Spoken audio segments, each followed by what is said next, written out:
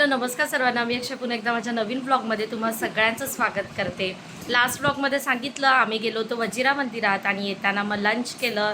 थोडंसं फॅक्टरीमध्ये मतदार जाणार आहेत त्याची शॉपिंग केली आणि हा सेम ब्लॉग मोठा होईल म्हणून मी कंटिन्यू करणार होते. तर आजच्या संध्याकाळी मी जात आहे डिनरसाठी, कारण आज आमची ॲनिव्हर्सरी आहे आणि आता दादा निकितासुद्धा भेटणारच आहेत. जस्ट ऑफिसमधून येतील ते आणि इथे आम्ही सर्व रेडी आहोत. इथे बसलेले आहेत मंदार, पप्पा.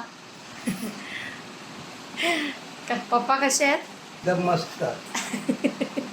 एकदम मस्त. आज सुट्टी घेतली आहे. त्यांचा बिझनेस आहे, मालवणी प्रोडक्ट्सचा छोटासा स्टॉल आहे आणि आज आम्ही येणार. म्हणजे काल रात्री आम्ही आलो तर काल आज ते आता घरी आहेत. ते आई आहे. आई आता आम्ही निघतोय. आता तयारी झालेली आहे आणि इथे कार्टून आहे.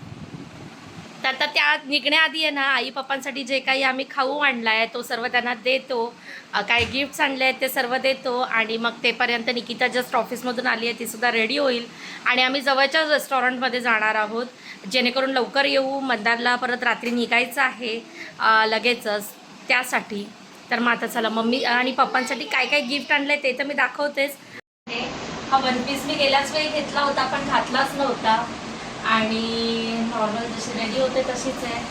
नवीन कडं घातलेला आहे आणि मंदारसुद्धा अशा रेडी झालेले आहेत. स्वेटशर्ट घातलेले आहे.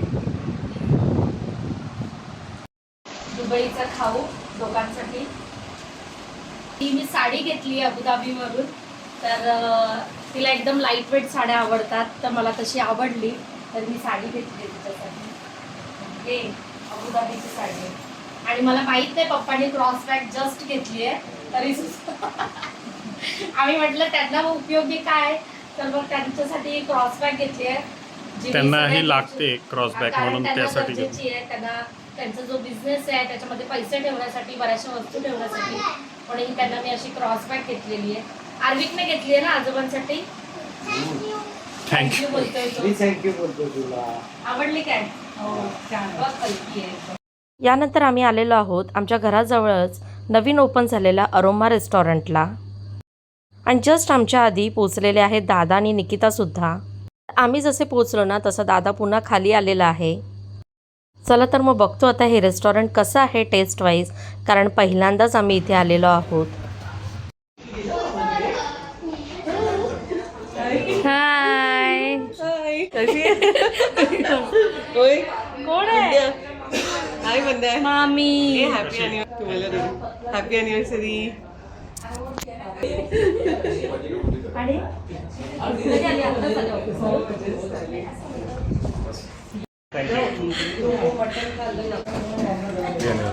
थँक्यू. आता सेटल होतो आणि मग बोलतो. एकमेकांना खूप महिन्यांनी तर भेटतच होतो आणि त्याशिवाय आजचा स्पेशल दिवस होता तो म्हणजे आमच्या लग्नाला 7 वर्ष पूर्ण झाले होते, म्हणजे 7th मॅरेज ॲनिव्हर्सरी होती. त्यामुळे फॅमिलीसोबतचा आजचा डिनर खूपच स्पेशल होता आणि या नवीन रेस्टॉरंटचे बरेचसे मेनूज टेस्ट केले from starter to main course.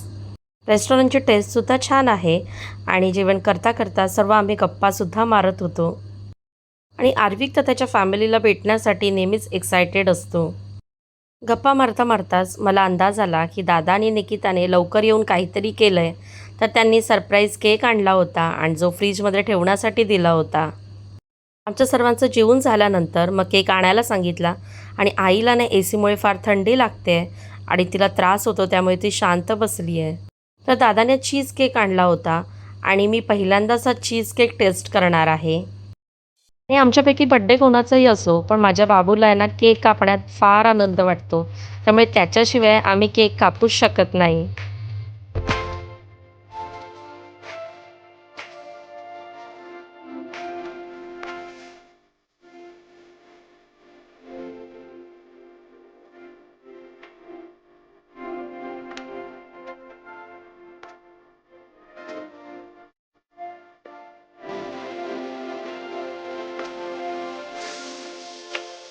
पप्पाने आम्हा तिघांना जे हवं ते घेण्यासाठी इथे पॉकेट दिलेलं आहे. आम्ही तर सर्वांसाठी गिफ्ट्स आणलेच आहेत, पण पप्पा, दादा, आई आम्हाला सगळ्यांनी गिफ्ट दिलेत.